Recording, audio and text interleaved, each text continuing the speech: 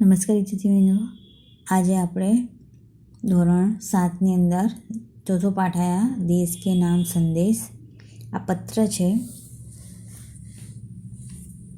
कि पत्र के माध्यम से हम दूर बसे संबंधियों, परिवारजनों तथा मित्रों को अपनी बात आसानी से पहुंचा सकते हैं एवं सरकारी दफ्तरों में अपनी शिकायतें और आवेदन पहुंचा सकते हैं। आजकल दूरभाष, मोबाइल, तार, ईमेल आदि से भी यह कार्य किया जाता है, तो फिर भी पत्र का अपना विशेष महत्व है। तो हमारे पूर्व राष्ट्रपति एवं मिसाल में डॉक्टर अबुल बकर जलालुद्दीन अब्दुल कलाम ने नई दिल्ली से 19 मई 2005 के दिन क्या आपके पास देश के लिए 10 मिनट है नाम से देश के नागरिकों को ईमेल किया था। तो इसमें देशवासियों के मन में देशाभिमान की भावना उत्पन्न हो ऐसी सीख भी है। तो यहाँ पे एक तरफ है ये सरनामों है कि मातृछाया ऊंची शेरी, गांव मेसपुरा, तहसील भाबर, जिला बनासकांठा, दिनांक 24/12/2011। प्रिय मित्र हर्ष, नमस्ते। नमस्ते यानी कि नमस्कार। मैं यहाँ सकुशल हूँ। आशा है वहाँ सभी सकुशल होंगे। तुम्हारा खत मिला, पढ़कर खुशी हुई। मैंने डॉक्टर अब्दुल कलाम का देशवासियों के नाम भेजा गया एक ईमेल पढ़ा। तुम्हारे लिए प्रेषित कर रहा हूँ। प्रेषित करना यानी कि भेजना। डॉक्टर कलाम अपने देश की शुरुआत में ही पूछते हैं, क्या आपके पास अपने देश के लिए 10 मिनट का समय है? यदि हाँ तो इसे पढ़िए वरना मर्जी आपकी। मर्जी यानी कि इच्छा। इसके बाद वह देश के लोगों की सोच बताते हुए कहते हैं कि आप कहते हैं कि हमारी सरकार निकम्मी है। निकम्मी यानी कि जो किसी काम की न हो, बेकार। आप कहते हैं हमारे कानून पुराने पड़ गए हैं। आप कहते हैं नगर पालिका कचरा नहीं उठाती। आप कहते हैं फ़ोन काम नहीं करता, रेलवे मजाक बन गई है। एयरलाइन दुनिया में हमारी ही सबसे खराब है। चिट्ठी अपनी मंजिल तक नहीं पहुंचती। तो मंजिल यानी कि लक्ष्य। क्या होता है? मंजिल यानी कि लक्ष्य।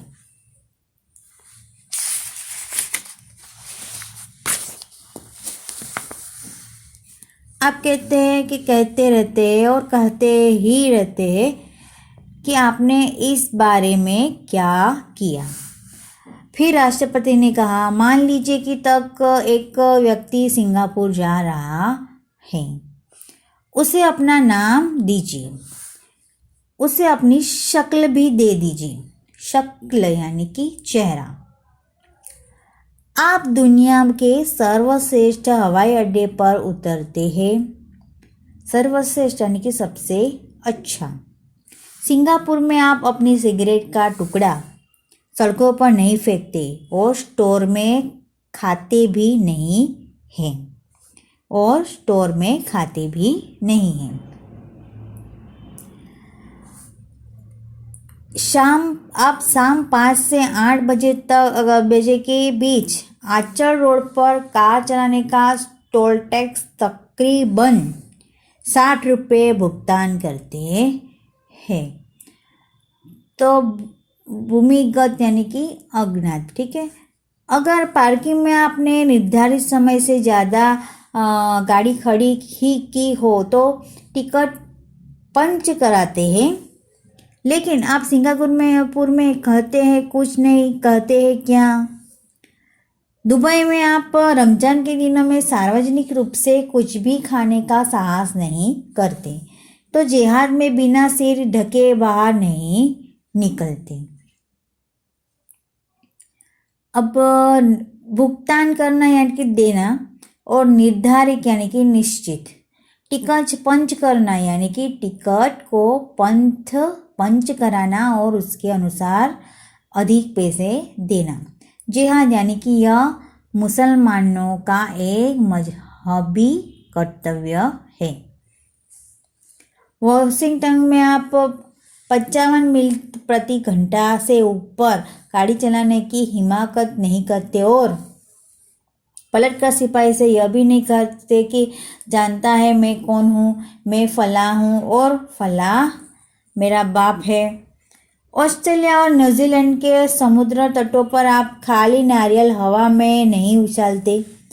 टोक्यो में आप सड़कों पर पान की पीक क्यों नहीं थूकते। बोस्टन में आप जाली योग्यता प्रमाण पत्र क्यों नहीं खरीदते। अब हिमाकत यानी कि मूर्खता। टोक्यो यानी कि जापान की राजधानी है ये टोक्यो, जो वो सबसे बड़ा नगर है। पिक यानी कि पान का थूक। तो डॉक्टर कलाम बीच में याद दिलाते हैं कि मैं आप ही के बारे में बात कर रहा हूँ, सिर्फ आपके। अब डॉक्टर कलाम क्या कहते हैं कि आप दूसरे देशों की व्यवस्था का आदर और पालन कर सकते हैं।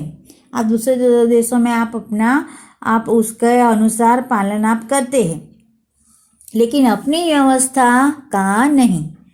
भारतीय धरती पर कदम रखते ही आप सिगरेट का टुकड़ा जहां तहां फेंक देते हैं, कागज के पुंजे उछालते हैं। यदि आप पराये देश में प्रसन्न नागरिक हो सकते हैं तो यहाँ भारत में आप ऐसा क्यों नहीं बन सकते, ये कहते हैं।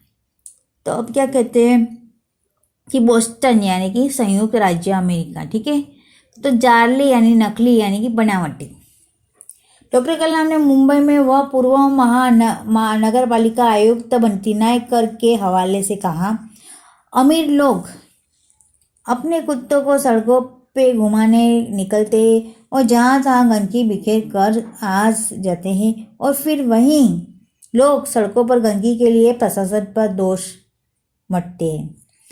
तो क्या वे उम्मीद करते हैं कि वे जब भी बाहर निकलेंगे तो एक अधिकारी झाड़ू लेकर उनके पीछे पीछे चलेगा और जब उनके कुत्ते को हाजत लगेगी तो वह एक कटोरा उसके पीछे लगाएगा। राष्ट्रपति ने मिसाल दी कि अमेरिका और जापान में कुत्ते के मालिक को उसकी छोड़ी हुई गंदगी साफ करनी पड़ती है। अब व्यवस्था यानी कि प्रबंध है। पुर्जा यानी कि टुकड़ा, पराया यानी कि दूसरा, प्रसन्न यानी कि तारीफ करने लायक, आयुक्त यानी कि कमिश्नर और उम्मीद यानी कि आशा और हाजत यानी कि मल विसर्जन। फिर शासन व्यवस्था के बारे में डॉक्टर कलाम ने कहा है कि हम सरकार चुनने के लिए वोट डालते जाते हैं और अपनी सारी जिम्मेदारियां भी वही उलट आते हैं। हम आराम से बैठकर सोचते हैं कि अब हमारे नाच नखरे उठाए जाएंगे। हम सोचते हैं कि हमारा हर काम सरकार करेगी और हम फर्श पर पड़ा हुआ रद्दी कागज उठाकर उसे कूड़ेदान में डालने की जहमत तक नहीं उठाएंगे। अब उठाएंगे। रेलवे हमारे लिए साफ सुथरे बाथरूम देगी और हम उन्हें ठीक से इस्तेमाल करना भी नहीं सीखेंगे। डॉक्टर कलाम ने यह भी कहा है कि समाज की ज्वलंत समस्याओं पर भी हमारा ऐसा ही रवैया है। जहमत यानी कि तकलीफ है, कूड़ादान यानी कि कचरे का डब्बा, फर्श यानी कि ज़मीन। अब ज्वलंत यानी कि मुख्य और रवैया यानी कि परिपाटी, इस्तेमाल यानी कि उपयोग। हम ड्राइंग रूम में बैठकर दहेज के खिलाफ गला फाड़ते और अपने घर में इसका उल्टा करते और बहाना देखिए पूरी व्यवस्था ही खराब है। दहेज यानी कि विवाह के अवसर पर कन्या पक्ष की ओर से वर पक्ष को दिया जाने वाला धन और सामान। खिलाफ यानी कि विरुद्ध, फर्क यानी कि अंतर। अगर मैं अपने बेटे की शादी में दहेज नहीं लूँगा तो इससे कौन सा बड़ा फर्क पड़ जाएगा? तो फर्क यानी कि अंतर। राष्ट्रपति ने इस संदेश में पूछा कि इस व्यवस्था को बल देगा कौन? यह व्यवस्था है किसकी? आप आसानी से कह देंगे कि व्यवस्था में शामिल है हमारे पड़ोसी, आसपास के घर, अन्य शहर, अन्य यानी कि दूसरा, अन्य समुदाय और सरकार। लेकिन मैं और आप कतई नहीं। जब कुछ अच्छा करने की हमारी बारी आती है तो हम अपने परिवार को सुरक्षित कवच में घेर लेते हैं। समुदाय यानी कि समूह है, दूसरे देशों की ओर निहारते हैं और इंतजार करते ही कोई मिस्टर क्लीन आएगा। अब कतई यानी कि बिल्कुल, कवच यानी कि रक्षा करने वाला साधन, निहारना यानी कि देखना, अपने जादुई हाथों में चमत्कार करेगा। और ऐसा ही नहीं होता तो आप देश छोड़कर ही चल देंगे। इन्होंने कहा हम अपने भय से भागकर अमेरिका जाएंगे, उनके गौरव का गुणगान करेंगे, व्यवस्था की प्रशंसा करेंगे और जब न्यूयॉर्क असुरक्षित हो जाएगा तो आप इंग्लैंड भाग जाएंगे। निहारना यानी कि देखना, इंतजार करना यानी कि राह देखना, असुरक्षित यानी कि जहां सुरक्षा न हो। इंग्लैंड में बेरोजगारी होगी तो बेरोजगारी यानी कि समझते हो बेकारी, लोगों के पास नौकरी धंधा न होना, वो तो इंग्लैंड में बेरोजगारी होगी तो खाड़ी चले जाएंगे और जब खाड़ी में युद्ध चिढ़ जाएगा तो आप मांग करेंगे कि भारत सरकार हमें बचाकर घर ले जाए। हर कोई देश को गाली देने को तैयार है पर व्यवस्था में सकारात्मक योगदान के बारे में नहीं सोचता। सकारात्मक यानी कि स्वीकृति का सूचक, योगदान यानी कि सहयोग। क्या हमने अपनी आत्मा को पैसे के हाथों गिरवी कर रख दिया है? डॉक्टर कलाम व्यवस्था में नागरिकों के सकारात्मक योगदान के लिए देशवासियों को झंझोरते देते हैं।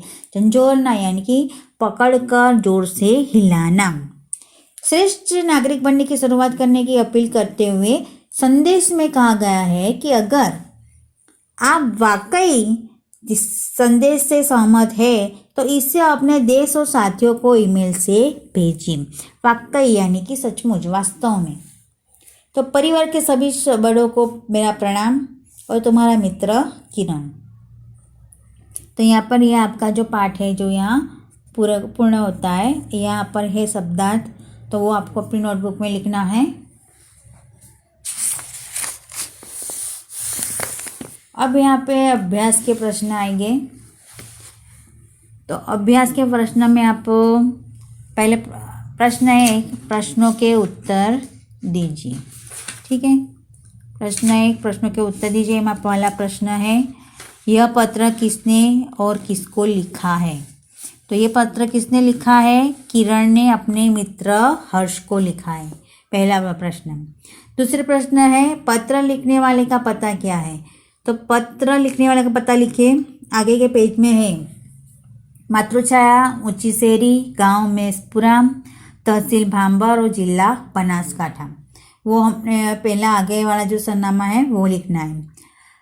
और प्रश्न 3 में पत्र में क्या वर्णन किया गया है कि पत्र में भारतीय नागरिकों की अपने कर्तव्यों के प्रति लापरवाही और सरकार के प्रति उनकी शिकायतें और रवैये का वर्णन किया गया है। अब चौथा वाला प्रश्न है, पत्र के अंत में किरण ने हर्ष के परिवारजनों को क्या कहा? तो पत्र के अंत में किरण ने हर्ष के परिवार को प्रणाम कहा है। ठीक है, तो ये आपको लिखना है। और आप प्रश्नों के मौखिक उत्तर दीजिए कि हम दूसरे देशों में उनके कायदे कानून का पालन करते हैं लेकिन अपने देश में क्यों नहीं। तो हम में अपने राष्ट्र के प्रति गर्व और सम्मान की पर्याप्त भावना नहीं है, तो हम अपने देश की व्यवस्था को उचित महत्व नहीं देते। हमारे यहाँ शासन भी सख्ती से काम नहीं लेता। दूसरे देश अपने देश की व्यवस्था को बनाए रखना चाहते हैं, वे उसमें गर्व महसूस करते हैं, हम भी उनसे प्रभावित होते हैं, इसलिए हम दूसरे देशों में उनके कायदे कानून का पालन करते हैं लेकिन अपने देश में नहीं करते। दूसरा प्रश्न है कि हमारे देश की स्वच्छता की जिम्मेदारी किसकी है। तो हमारे देश की स्वच्छता की जिम्मेदारी स्थानीय प्रशासन अर्थात ग्राम पंचायत, नगर पालिका और एवं महानगर पालिकाओं की है। ठीक है। अब हमारे देश के विकास में कौन कौन सी बाधाएं समस्याएं बाधक है। तो हमारे देशवासी अपने यहाँ के कायदे कानून का चुस्ती से पालन नहीं करते। लोग हर खराबी के लिए सरकार को दोष देते हैं। वे अपने राष्ट्रीय कर्तव्य निभाने में रुचि नहीं लेते। अधिकारी जो है लोग भ्रष्टाचार करने में नहीं हिचकते। ये सारी समस्याएं हमारे देश के विकास में बाधक है। देश के प्रति हमारा क्या फ़र्ज है। तो देश के प्रति हमारा क्या फ़र्ज है कि देश के प्रति हमारा फ़र्ज है कि हम अपने यहाँ के कायदे कानून का पालन करें। देश की व्यवस्था हम ऐसी बनाएं जिस पर हमें गर्व हो। हम सरकार और स्थानीय प्रशासन को उनके कार्यों में सहयोग दें। हम ऐसा कोई भी कार्य नहीं करें जिसमें देश की प्रतिष्ठा पे आँच आए। अब प्रश्न 3 में है कि शब्दों के उचित क्रम में रखकर अर्थपूर्ण वाक्य कीजिए। तो में सफाई खुदाई है, तो इसे अच्छी तरह से हमें वाक्य जो है बन बेस कर बनाना है। उचित क्रम में कोठोगे कि सफाई में खुदाई है। क्या लिखेंगे? सफाई में खुदाई है। मेरा महान भारत, तो मेरा भारत महान। लेना और दहेज पाप देना है, तो दहेज लेना और देना पाप है। आदर्श भारत को आओ बनाए मिलकर राष्ट्र, तो आओ मिलकर भारत को आदर्श राष्ट्र बनाएं। ठीक है। अब यहाँ पर ये आपका जो है प्रश्न 3 तक आपको लिखना है। फिर प्रश्न 6 में आपको लिखाऊंगी, वो मैं आपको ग्रुप में वो पत्र भेज दूंगी। फिर आगे का है प्रश्न स्वाध्याय में है, तो वो आपको लिखना है। आपको प्रश्न 1, 2 और 3 लिखने हैं अभ्यास में से। समझ में आया? और प्रश्न 6 जो है वो मैं आपको ग्रुप में भेजूंगी। और स्वाध्याय की ओर जाते हैं हम कि स्वाध्याय की ओर में कि प्रश्नों के उत्तर दीजिए। क्या लिखा है? प्रश्नों के उत्तर दीजिए। तो प्रश्नों के उत्तर में क्या है कि डॉक्टर कलाम ने इस ईमेल से हमें क्या सीख दी। प्रश्नों के उत्तर में ईमेल में क्या सीख दी। तो ईमेल से क्या सीख दी है? तो डॉक्टर कलाम कहते हैं कि हम सरकार चुनने के लिए मतदान करने के निश्चित न हो जाए, कि हम ऐसा न सोचें कि हम अब हमारी सारी जिम्मेदारियां चुनी हुई सरकार उठाएंगी, तो हमारे सारे काम सरकार करेगी। हमें रद्दी कागज़ की कूड़ेदान में डालने की तकलीफ नहीं उठानी है। तो सामाजिक समस्याओं के बारे में भी हम अपना स्वार्थ नहीं देखते हैं। तो बाहर दहेज का विरोध कर चुपके से दहेज ले लेना बहुत ही गलत बात है। इस प्रकार इस ईमेल में से डॉक्टर कलाम ने हमें एक सच्चे नागरिक के रूप में अपनी जिम्मेदारियां निभाने की सीख दी है। दूसरे में है दूसरे प्रदेशों में और अपने देश में हमें जो व्यवहार करते हैं उसमें क्या अंतर है। तो दूसरे देशों में जाकर हम उनकी व्यवस्था को आदर करते हैं और उसका पालन करते हैं, जबकि अपने देश में आए तो हम उनका अनदेखा करते हैं। दूसरे देश में हम उनके स्वच्छता संबंधी नियमों का पालन करते हैं, गाड़ी उन देसी नियमों के अनुसार चलते आते हैं, तो उन देशों में बेईमानी करने की हिम्मत नहीं करते। परंतु अपने देश में हम न स्वच्छता का पालन रखते हैं, न गाड़ी की गति का और न ईमानदारी का। हम इस प्रकार दूसरे देशों में और अपने देश में हम जो व्यवहार करते हैं उसमें बहुत ही अंतर है। अब अपने देश की व्यवस्था को हम कैसे सुधारें सकते हैं? नहीं, ये वाला नहीं, तीसरा वाला है दूसरे देशों में लोग स्वच्छता के प्रति कैसे जागरूक होते हैं। तो दूसरे देशों में लोग स्वच्छता के बहुत महत्व देते हैं। वे सड़कों पर थूकते नहीं हैं, कागज़ के टुकड़े यहाँ वहाँ वो फेंकते भी नहीं हैं, कूड़ेदान में डालते हैं। सिगरेट के टुकड़े सड़क पर नहीं फेंकते हैं। कुत्तों के मालिक अपने कुत्तों का सड़क पे जो गंदी नहीं करने देते, कुत्तों को सड़क गंदी नहीं करने देते। समुद्र तटों पर लोग खाली नारियल इधर उधर नहीं डालते। वे अपने रेलवे स्टेशनों को साफ सुथरा रखते हैं। इस प्रकार दूसरे देशों के लोग स्वच्छता के प्रति बहुत ही जागरूक हैं। अब लास्ट वाला प्रश्न है कि अपने देश की व्यवस्था को हम कैसे सुधार सकते हैं। तो अपने देश की व्यवस्था को सुधारना है तो हमें स्वयं उसकी जिम्मेदारी लेनी चाहिए। तो अपनी जिम्मेदारी हमें दूसरों पर नहीं डालनी चाहिए। अपने यहाँ की अव्यवस्था से हम भागे नहीं, बल्कि उससे दुरुस्त करने से सरकार को सहयोग दें। तो इस तरह से हम अपने सकारात्मक योगदान से ही हम अपने देश की व्यवस्था को सुधार सकते हैं। तो अब आगे का है, अब जीवन में सफाई के महत्व समझते हुए पत्र जो है वो मैं आपको लिखवाऊंगी, ठीक है।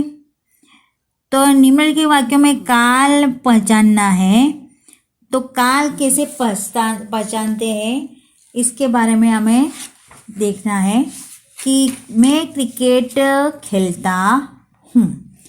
तो खेलता हूँ यानी कि वो एक वर्तमान काल है। फिर दूसरे में है मैं कल अंबाजी गया था, तो वो कल की बात है, तो वो भूतकाल हो गया, तो वो भूतकाल है। कोई गाना गा रहा है, तो ये वर्तमान काल है, ठीक है। आज ठंड ज़्यादा होगी, चौथा में आज ठंड ज़्यादा होगी, तो अभी वो है भविष्य काल में, अभी हुआ नहीं है, भविष्य काल में। कल हम स्कूल से प्रवास जा रहे हैं, कल हम यानी कि कल, तो वो अपूर्ण वर्तमान काल, पांचवें में। छठा में है परसों कश्मीर में हम वर्षा हुई, परसों कश्मीर में हिम वर्षा हुई, तो वो भूतकाल है, ठीक है। अब काल परिवर्तन कीजिए, तो मैं बाजार गया, तो क्या यहाँ पर क्या है, भविष्य काल है, तो मैं बाजार जाऊंगा, ठीक है। मंदिर में पूजा होगी, तो ये भूतकाल है, तो मंदिर में पूजा हुई। शिमला में हिम वर्षा हुई, तो ये भविष्यकाल है, तो शिमला में हिम वर्षा होगी, शिमला में हिम वर्षा होगी। मैंने पढ़ाई की, तो ये वर्तमान काल है, तो मैं पढ़ाई करता हूँ, तो ये वर्तमान काल आएगा, ठीक है। तो अब भाषा सज्जता में देखिए कि एक यहाँ पर है कुछ कहावतें हैं, तो देखिए, एक ध्यान से एक म्यान में दो तलवार नहीं समा सकती, तो एक वस्तु के दो समान अधिकारी नहीं हो सकते, एक वस्तु के दो समान अधिकारी नहीं हो सकते, ये। तो यदि तो दो महत्वाकांक्षी लीडर एक पार्टी में रहेंगे तो सदा टकराव की स्थिति रहेगी, क्योंकि एक म्यान में दो तलवार नहीं समा सकती। खोदा पहाड़ निकला चूहा, तो अधिक मेहनत लाभ कम, इसका अर्थ है। तो ज़्यादा मुनाफे के लिए उनसे बड़ी होटल बनाई थी, पर पूरे साल में उसको नाम पात्र का ही मुनाफा हुआ। इसी को कहते हैं खोदा पहाड़ निकला चूहा। अब है जिसकी लाठी उसकी भैंस, तो शक्तिशाली की ही जीत होती है, ये उसका अर्थ है। कि सेठ जी ने अपने निर्दोष नौकर पर चोरी का इल्ज़ाम लगाकर उसे 2 साल के लिए जेल भिजवा दिया। किसी ने ठीक ही कहा है कि जिसकी लाठी उसकी भैंस। अब उपयुक्त में है, अभ्यास के आधार पर निम्नलिखित कहावतों के अर्थ देकर वाक्य में समझाइए। तो इसका हम अर्थ बता देते। वाक्य आप बनाना कि चांद पर थूका मुंह पर गिरा। तो चांद पर थूका मुंह पर गिरा, इसका अर्थ है सज्जन की बुराई करने से अपना ही नुकसान होता है। वाक्य आपको खुद बनाने हैं। छोटा मुंह बड़ी बात, तो अपनी योग्यता से बढ़कर बात करना, अपनी योग्यता से बढ़कर बात करना, ये उसका अर्थ है। तीसरा है दूर के ढोल सुहावने। तो दूर के ढोल सुहावने, इसमें दूर से हर चीज अच्छी लगती है, ये उसका अर्थ है। दोनों हाथों में लड्डू, यानी कि दोनों तरफ से लाभ, बराबर है। अब 5वां है सांप भी मरे और लाठी भी न टूटे, यानी कि बिना हानि उठाए काम बन जाए, ये उसका अर्थ है। ठीक है, तो यहाँ पे आपका जो ये स्वाध्याय जो है भाषा सज्जते है, सभ्यास जो है वो यहाँ पे पूर्ण होता है। तो ये आपको अपनी नोटबुक में लिखना है। कहावतों के अर्थ मैंने बता दिए और उसके वाक्य भी आपको खुद ही बना के लिखने हैं। ठीक है।